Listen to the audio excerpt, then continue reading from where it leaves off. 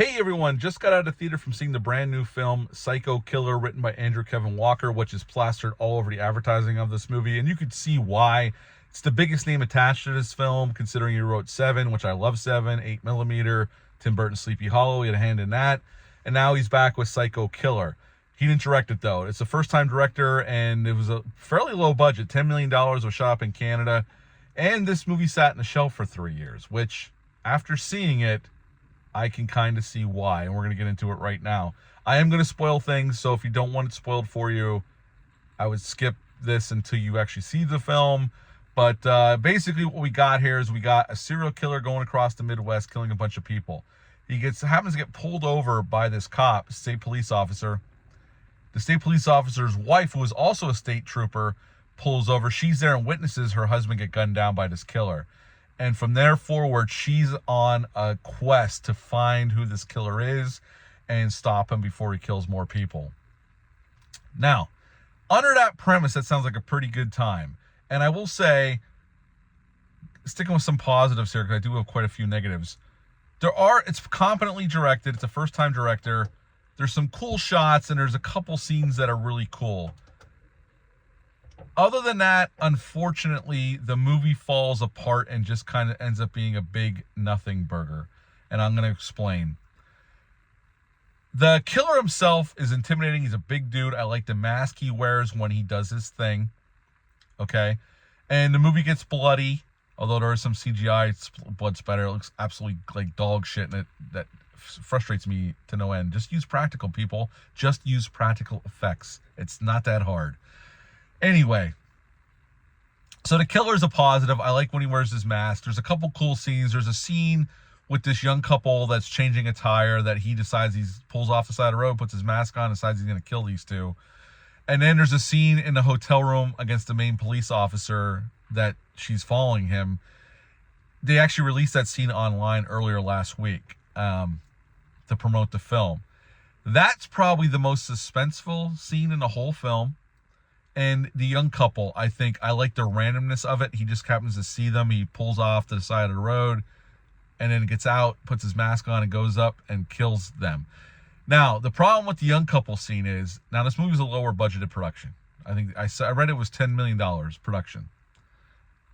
He kills the guy who's changing the tire. The girl gets out, finds her boyfriend or husband dead, and he comes out of the shadows, and she starts running down the road. This tractor trailer's coming towards her, and she's waving the tractor trailer to stop. We see the tractor trailer slam his brakes on, and all of a sudden the truck is flipping. He doesn't try to turn. It just cuts to the truck flipping, hitting this girl, and then blows up. It doesn't make any sense, the physics of that scene. And considering this is a lower budgeted production, my problem is there would have been a cooler way to go about that scene where she flagged down another car, and that gives like 2 or 3 more victims for the killer to take out. I think that would have been better than what they ended up doing. I think that was a total waste of money. It was totally unnecessary. The problem with this, Malcolm McDowell also shows up. He's the biggest name here in this film, and he's only on screen maybe 8 minutes. He's like in charge of this satanic coven in Pittsburgh where our killer goes to get an answer for a question that he has that leads up to what his big plan is. Because he is a Satan worshiper, and he does leave behind, after he kills somebody, leaves satanic markings on the walls and blood and whatnot. And so they definitely dive into some satanic panic, and Satanism definitely is involved in this movie. There's nothing supernatural, though. This is a straight up, serial killer movie, slasher movie. And then we get to the what the F moment. As we're building towards the end, and the movie starts off fine enough, but as the movie goes on, it starts losing more steam.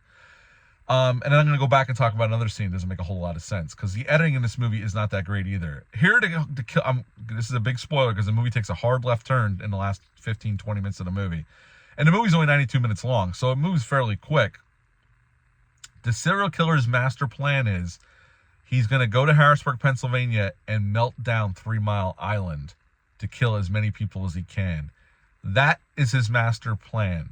And it kind of comes out of nowhere. They set it up a little bit, and then all of a sudden, that's what we're doing for the last 15, 20 minutes of the film, is we're going to go there and melt down 3 Mile Island, and our lady trooper, our main character, is going to try to stop him.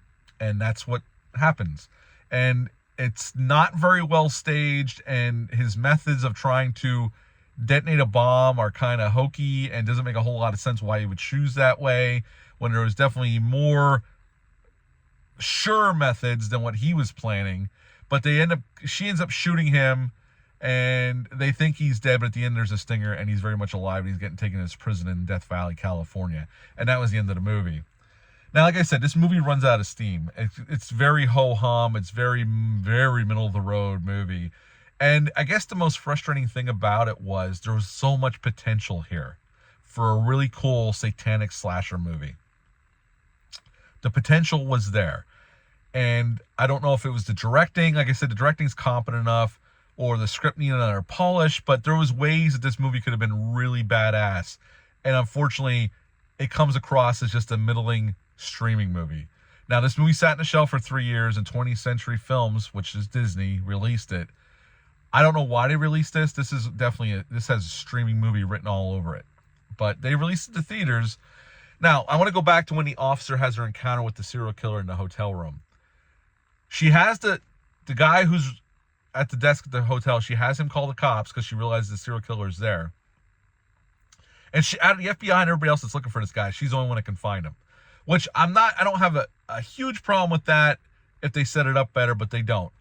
So she has this knockdown, drag-out fight with the killer, and he throws her through the window of the hotel room, and she lands outside on the sidewalk in the parking lot. The killer escapes through the bathroom window, and we see the killer get in his car and take off. We cut to our hero driving her car. She never talks to any cops. She never gets any medical attention, and she don't even bring it up that she had this encounter with the killer for the rest of the goddamn movie. It's like, so we have this pivotal scene where she encounters the killer and confronts him, and it never gets brought up again. Very bizarre choices, I will say. To me, this movie was a big disappointment. It's not the worst thing I've ever seen. It's not a huge raging dumpster fire. I guess it's mostly disappointing because the potential was there for something super cool. And at the end of the day, this is a straight-to-streaming movie that got a theatrical release, unfortunately.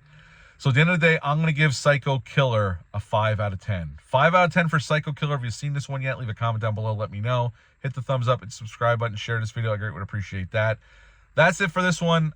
I'll be back soon with some more reviews, and next weekend we'll have a Scream 7 review. I can't wait for that one. But until next time, bye.